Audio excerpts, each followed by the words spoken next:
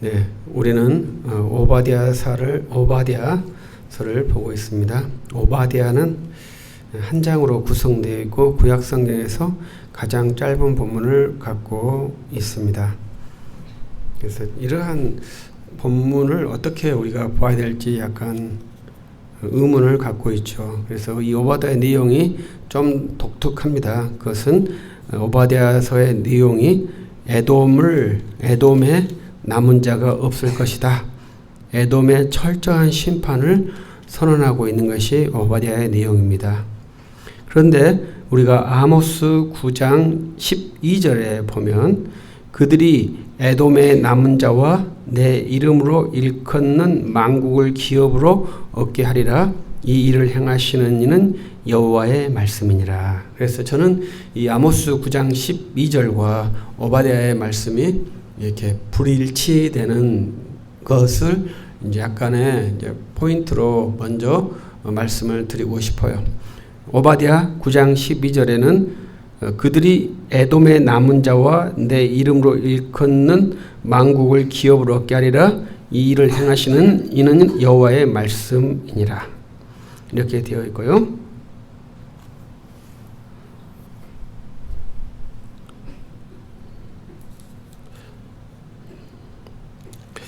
오바댜 9절에는 드마나 내 용사들이 놀랄 것이라. 이로 말미암아 에서의 산에 있는 사람은 다 죽임을 당하여 멸절되리라. 이렇게 말씀이 두 개가 맞지 않는 말씀이죠. 그래서 이 에돔이라는 나라를 어떻게 볼 것이냐, 이러한 것에서 먼저 간략한 성경 순서적인 이해가 필요할 것이라고 생각이 듭니다. 먼저 이 에돔이라고 하는 것은 오늘 말씀처럼 에서라고 하는 것과 연관이 되어 있죠. 그래서 에서, 에돔, 우리 신약성경에서는 이두메는 이제 에돔의 헬라식 이름이죠. 그래서 모두가 다 에돔이라고 볼 수 있죠. 그래서 이 에서는 아버지가 이삭이지 않습니까? 이삭의 아들은 에서와 야곱이에요. 그래서 특이한 것은 에서가 큰아들이고 야곱이 둘째 아들이죠. 그런데 여호와께서 큰아들을 유기하고 둘째 아들을 선택해서 약속의 백성을 삼은 것이 큰 신비죠. 그것은 어떻게 말할 수 있느냐, 어떻게 말할 수 없다. 주께서 선택하신 것이다. 또 반면에 야곱의 아들은 12명인데요. 그 12명의 모든 아들이 다 이스라엘의 근 조상으로서 구원받는 아들이 되죠. 12명은 모두가 다 구원받고 에서, 이삭과 리브가 두 사람에 태어난 에서는 유기가 되고 야곱은 선택되는 그러한 놀라운 역사가 있죠. 또 아브라함의 큰아들은 이스마엘이지 않습니까?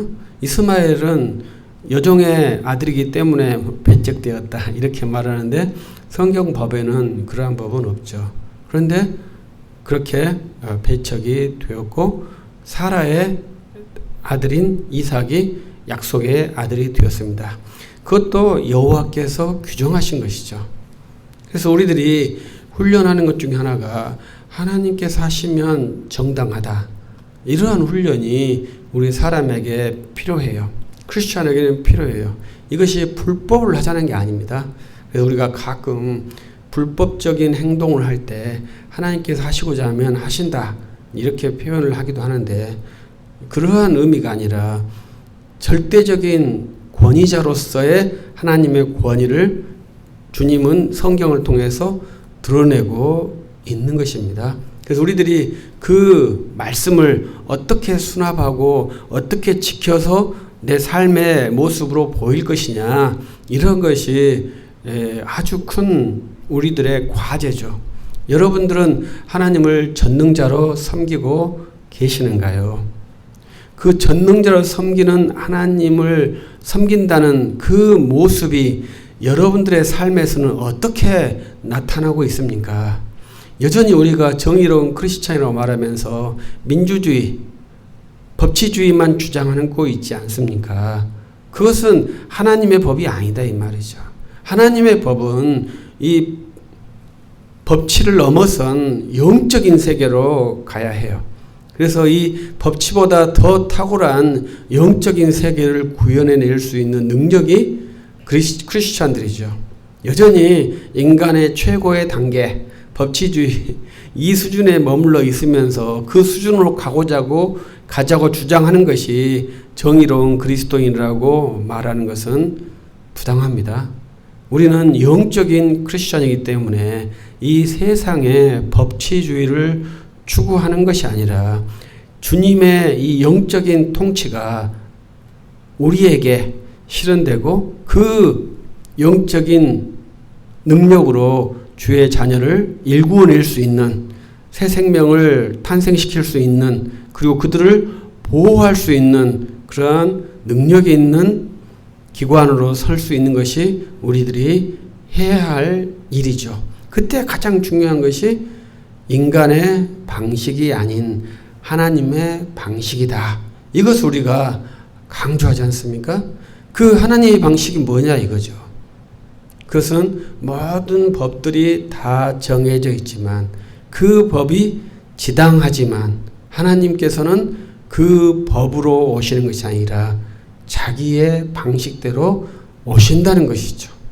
그리고 우리들이 그 훈련들을 잘 해야 합니다.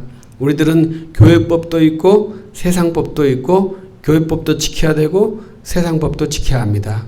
그러나 하나님의 일은 법이 아닌 하나님 자신의 방식으로 일을 하셔요. 그 두 개의 간극을 잘 해결할 수 있다면 이제 우리들은 좋은 그리스도인이라고 볼 수 있겠죠. 여전히 법을 멀리하고 하나님의 방법대로 아니면 하나님의 방법은 놔두고 법대로 이렇게 둘 주장을 하게 된다면 우리들은 편향성, 세상에서도 편향적이고 영적이지도 못한 그러한 그리스도인이 될 것입니다.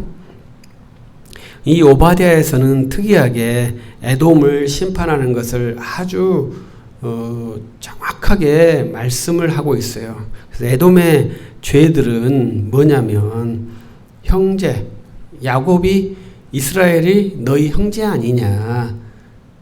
그 형제를 너희들이 죽이는데 동참하고 너희들이 네 형제가 죽으면 너는 살아 있을 것이라 생각하는데 그건 절대 불가능하다. 이러한 내용들이 계속 반복되고 있거든요. 그래서 먼저 이 에서와 야곱이 형제라는 것을 여호와께서 주장하는 것이 상당히 재밌죠. 왜냐하면 여호와께서는 에서를 유기하셨잖아요. 야곱은 선택하셨잖아요.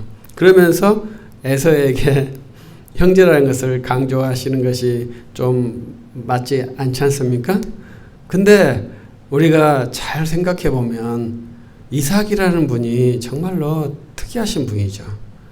왜냐하면 리브가가 태중에서 큰 자가 작은 자를 섬기리라 이 계시를 받았을 때 이 이삭은 그 여호와의 말씀대로 작은 자에게 축복하지 않았습니다. 그걸 잘 기억해야 돼요. 그런데 이 에서는 계속 어머니와 아버지의 속을 끓이는 일들만 쉼없이 했고 또 특이하게 이 둘째 아들은 그 장자권을 어떻게든지 빼앗으려고 끊임없이 궁리를 하는 것이 40년 동안 있었습니다. 그 결국은 어느 날 이 에서가 팥죽 하나에 자기 장자권을 팔아버리죠. 그건 아무도 모르고 에서와 야곱 둘 사람만이 아는 거지만 분명한 것은 팔았다는 것입니다. 그리고 이제 야곱은 그래도 자기 큰아들 에서에게 장자권을 물려주려고 마음을 먹고 있었죠. 그러니까 이삭이 얼마나 이상한 행동을 합니까? 그런데 그것을 어머니 리브가가 몰래 들어버린 것이죠. 우연하게 들어버린 것이죠. 그리고 이제 에서는 신나서 사냥하러 갔을 때 리브가가 중간에서 작업을 해서 축복을 야곱이 받는 것 아닙니까? 그리고 이 야곱이 하는 말이 재밌죠. 그때 야곱의 시력이 망가진 상태예요. 그런데 털, 향취 이런 것이 에서가 아니라는 것을 알아요.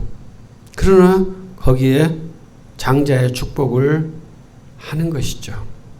그래서 야곱이 장자의 축복을 받게 됩니다. 이것이 에서와 야곱의 정말로 이해할 수 없는 스토리예요.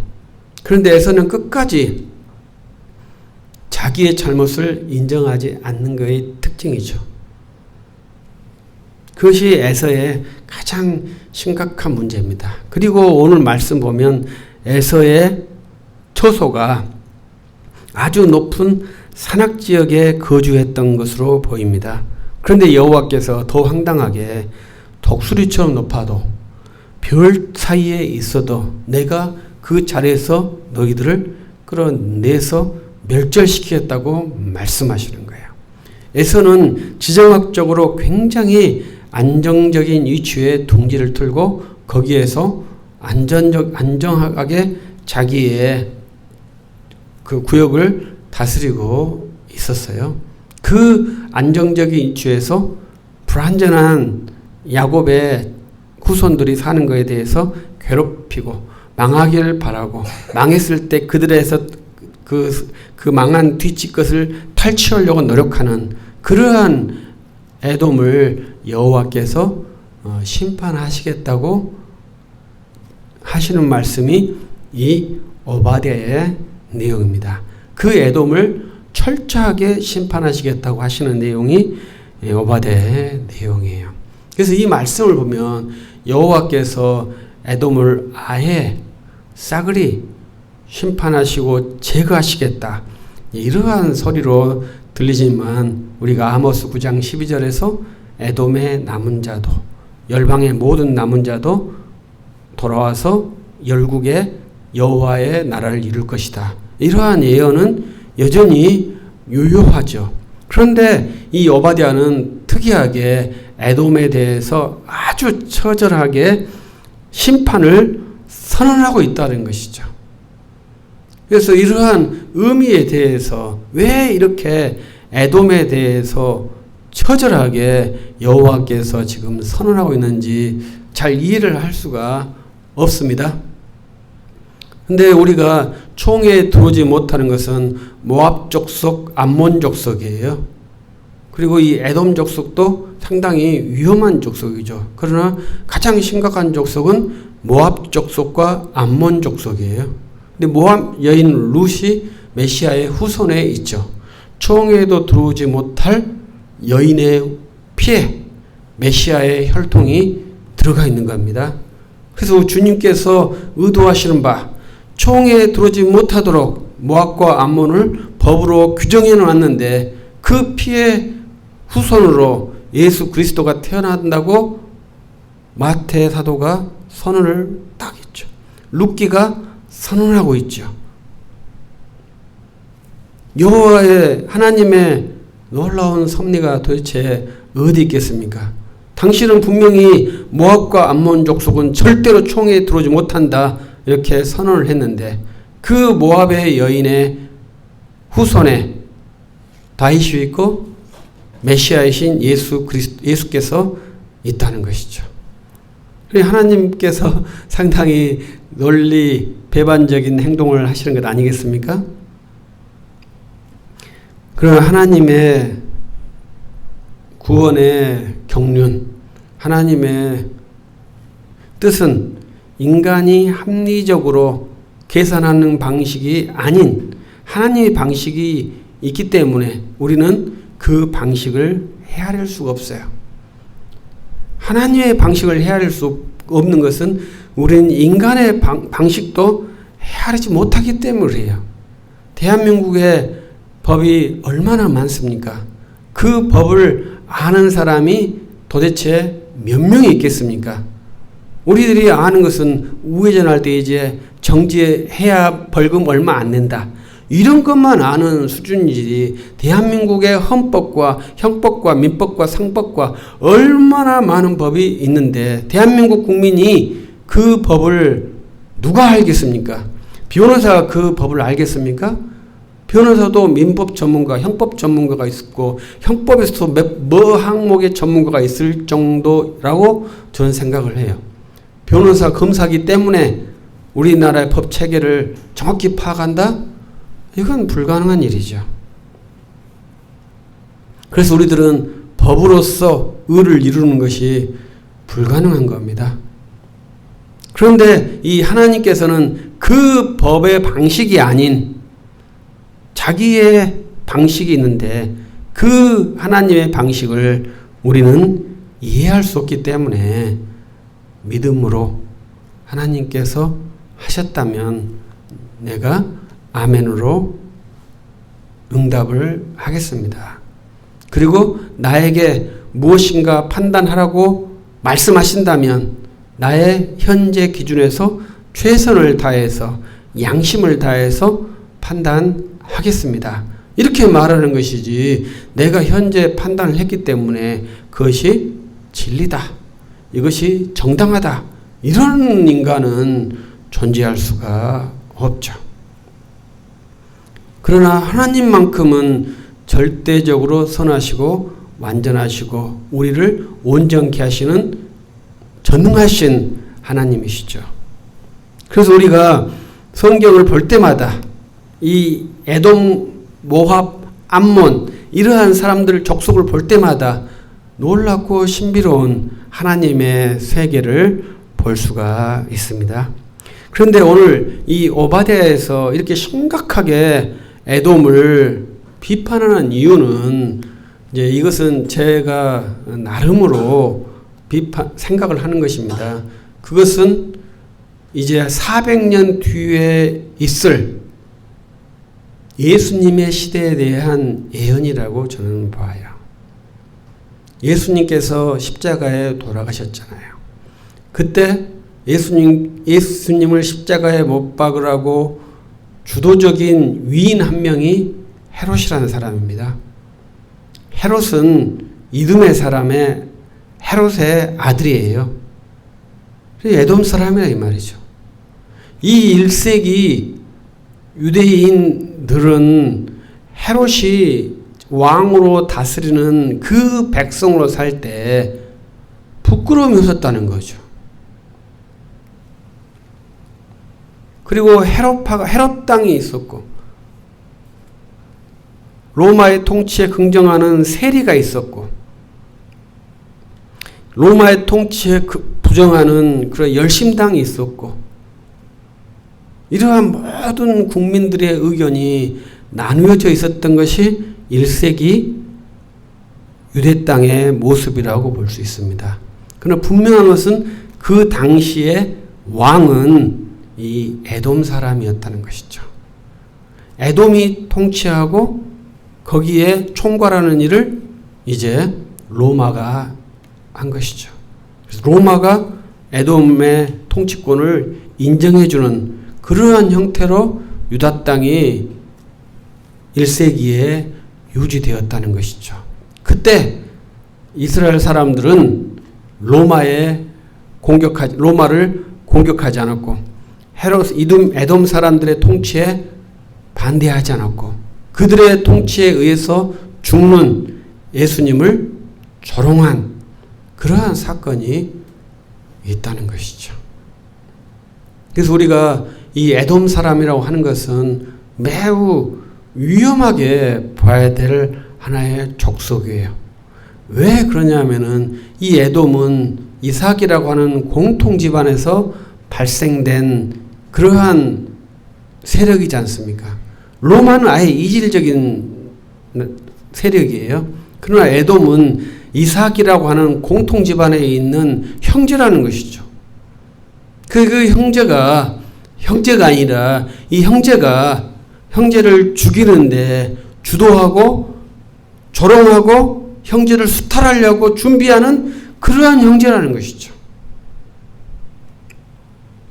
이러한 일들은 지금까지도 외람되지만 유효하게 유지되고 있다고 볼 수 있습니다.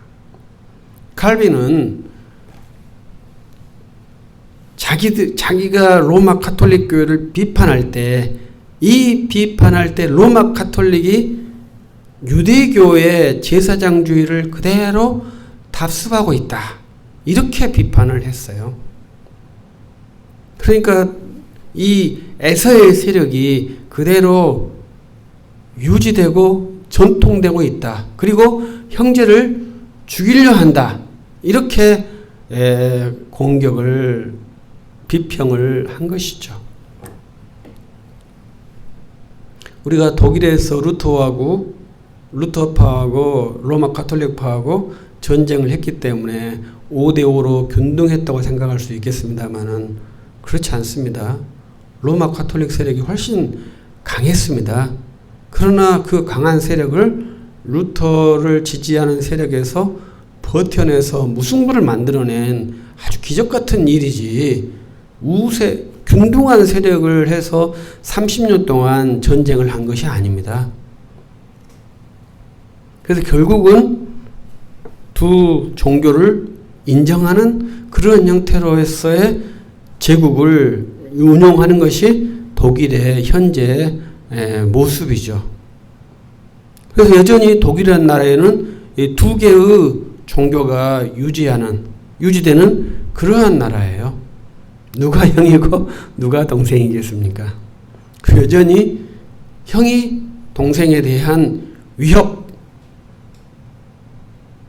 그리고 탈취, 동생을 빼앗으려고 하는 그러한 의도, 이러한 것이 오바댜 사회에서처럼 여전히 현재도 유효하게 적용되지 않겠느냐. 이렇게 한번 비교를 해본다면 칼빈의 비유나 이 오바댜가 예언하는 에돔의 멸망, 그리고 이 에돔 사람 헤롯이 예수님을 죽이는데 참여했던 그러한 모습들, 이러한 것을 본다면 이것이 현재 우리에게까지 와 있는 모습이죠.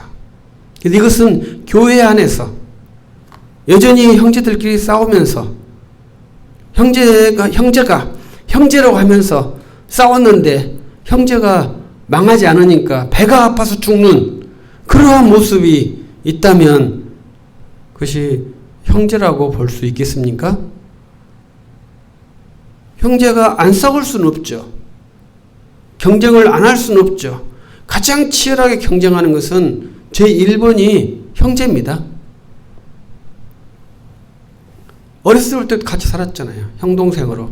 그러니까 밥그릇 먹을 때도 한 숟가락 더 먹기 위해서 경쟁했고요. 엄마 사랑 더 받으려고 더 경쟁을 했고요. 커서도 서로 경쟁을 했고요. 언제든지 이 형제의 경쟁은 쉬지 않습니다. 가장 치열한 경쟁은 형제의 경쟁이에요.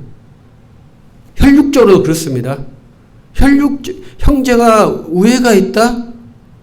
옛날에 우리 동화처럼 형님 볕단, 동생 볕단, 이건 상당히 기대하기 어려운 수준이라고 봐야 되죠.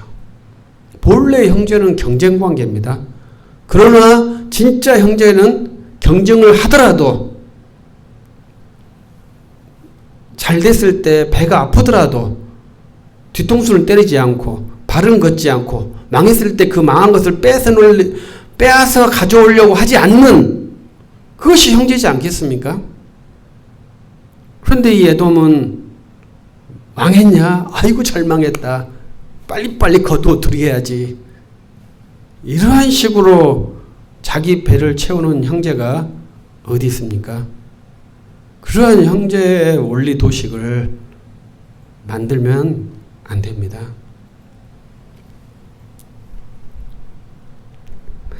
마지막으로 좀 충격적인 비유를 들고 마치도록 하겠습니다. 교회가 분쟁이 돼서 성도들이 흩어지면 그 성도들을 받고 싶어가지고 우리 목사들이 안달이 나죠. 그것이 이 오바댜에서 말하는 에서와 같은, 좀 완곡하게 에서와 같은 모습이 되지 않겠습니까? 형제가 힘들어하면 최소한 형제의 힘듦에 위로를 보내는 것이 형제의 기본 마음이죠. 그리고 이제 오면은 받아야 되겠죠. 안 받을 수는 없겠죠. 그러나 그것을 바라거나 주도하거나 유도하면 안 되겠죠. 그것이 에서의 심장이에요. 우리는 야곱의 심장을 갖고 있습니다. 제가 여러분들에게 가끔 말하는 야곱의 심장은 꾀쟁이지 않습니까? 우리 조상 야곱은 꾀를 엄청나게 잘 부리신 분이잖아요. 그래서 형님 뒤통수도 치고 아버지 뒤통수도 치고 외삼촌 뒤통수도 치고 사촌 뒤통수도 치고 이런 꾀쟁이시잖아요. 그런데 이 야곱은 힘들 때 여호와의 바짓가랭이를 잡는 것이 특징이신 분이에요. 전형적인 사람의 모습이죠. 그러나 사람하고 다른 딱 하나는 힘들 때는 반드시 여호와를 붙드는 거예요. 야곱은 자기의 수가 틀려지면은 눈에 뵈는 게 없는 사람이에요. 죄송합니다. 에서는. 그래서 아버지의 여호와를 거부하고 이 은밀한 숲속으로 거서 자기가 스스로 보호하는 성체계를 만든 것이죠. 근데 여호와께서는 자기 백성이 그렇게 사는 꼴을 절대 못 보셔요. 그래서 야곱이 세겜에 거할 때 그를 쳐서 베델로 이주하게 만들어 버리시죠. 그러나 이 에서는 이 세일산에 거주하면서 자기 안전한 왕국을 만들면서 안전하다. 저 야곱 족속들 내가 망하는 꼴을 내가 반드시 보고 망했을 때 그의 탈취물들 내가 다 취해서 정말로 기분 좋게 살겠다. 이러한 족속이잖아요. 이 족속을 여호와께서 완전히 멸하겠다고 하신 말씀이에요. 그런데 이 족속이 멸절되지 않고 예수 그리스도를 죽이는데 주동자이고 또 교회를 죽이는데 주동하고 있는 것이 현재의 모습이라 이 말이죠. 그때 야곱의 후손인 우리는 그 에서의 공격을, 에서의 조롱을, 에서의 호시탐탐을 어떻게 우리가 막겠습니까? 막을 수가 없다는 거예요. 우리의 지혜와 우리의 지정학적 위치와 우리의 모든 것으로 그 에서의 공격을 막을 길이 없다는 거예요. 그러나 우리가 막을 길은 꼭 하나, 전능하신 여호와 하나님의 반석 위에서 그분이 우리의 방패가 되실 때 그 에서의 공격을 막으며 에서가 사라질 때 우리가 온전해지는 것이죠. 이 에서의 공격은 교회가, 이 지상교회가 있는 한 사라지지 않겠죠. 그래서 우리들은 우리의 피할 바위가 어디 있느냐. 오늘 이 오바댜에서 말하는 것은 시온산이다. 시온이 너희의 피할 거처다. 너희들은 시온으로 가야 한다. 이것을 정확하게 말씀해 주고 있죠. 이 시온이 어딘지는 모르잖아요. 예루살렘이 시온이라고 말하기도 하잖아요. 근데 저는 교회라고 말하고 싶어요. 그래서 우리 크리스천들이 우리 안에 피해온 상한 심령들을 우리 교회에서 껴안을 수 있는 능력, 우리가 함께 힘을 합하여서 주님을 믿고 의지하면서 이 에서의 공격에서 살아나오면서 그리스도의 왕국, 여호와의 통치를 이루어낼 수 있는 그러한 교회가 우리가 세워야 할 현재의 모습이죠.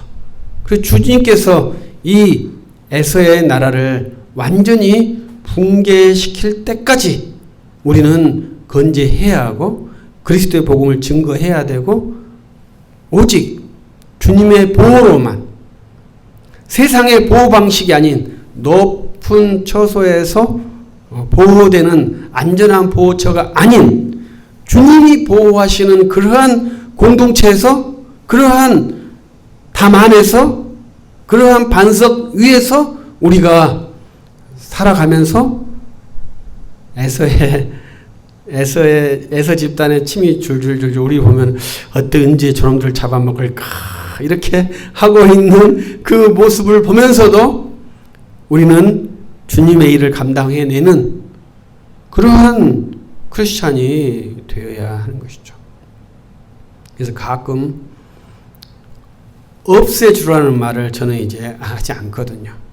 이 고통을 나의 눈에 보이지 않게 해주십시오. 이렇게 기도하는 것이 아니라 이 고통 중에라도 주님께서 나에게 주신 일을 기억하게 하시고 그 일을 행할 수 있는 능력을 주시고 그 행할 수 있는 도움을 주셔서 주님이 원하시는 일을 하도록 해달라고 간구하라고 저는 가르치죠. 왜냐하면 에서는 결단코 사라지지 않으니까요. 에서가 사라지는 날은 오늘 말씀처럼 시온에 올라서 에서의 산을 심판하실 그 날에 에서는 완전히 사라집니다. 그래서 우리들은 주님을 죽인 그 에서의 세력이 교회를 침범하지 못하고 주의 자녀를 강탈하지 못하도록 지키는 일, 그 복음을 보수하는 일, 그 복음을 전하는 일을 힘쓰는 그러한 주의 자녀들이 되어야 합니다. 이 일을 행할 때 많은 사람들이 박수 쳐주는 게 아니고 여전히 에서의 동료들이 함께 우리들을 죽이려고 할 때 우리의 보호자이신 주 예수 그리스도를 믿고 그분의 십자가로서 그 모든 것을 이겨내면서 나아가야만이 할 수 있는 것이지 합리적인 방법, 세속적인 방법, 어떠한 방법으로라도 에서의 공격은 이길 수 없습니다. 오직 주 예수 그리스도를 믿음으로만 이겨낼 수 있습니다. 그래서 그것이 바로 시온산이고 그 시온산 위에서 심판하시는 그 마지막 날을 기다리면서 주 예수 그리스도를 힘껏 전하는 능력 있는 주의 자녀 될 수 있기를 예수 그리스도 이름으로 축복합니다. 기도하십시다. 전능하신 하나님 감사합니다. 우리들이 주님 앞에 서 있습니다. 주께서 우리를 피로 사하시고 성령으로 새 사람을 이루셨습니다. 그리고 주의 일을 하도록 주의 분깃을 주시며 은사를 주셨습니다. 주께서 주신 달란트를 잘 활용해서 남길 수 있는 충성된 종이 되게 없어서 우리 주변에 있는 많은 위협들을 바라보지 않고 오직 주 예수 그리스도를 바라보며 주님의 음성을 듣는 주의 자녀가 되게 하옵소서. 주 예수 그리스도 이름으로 기도합니다. 아멘.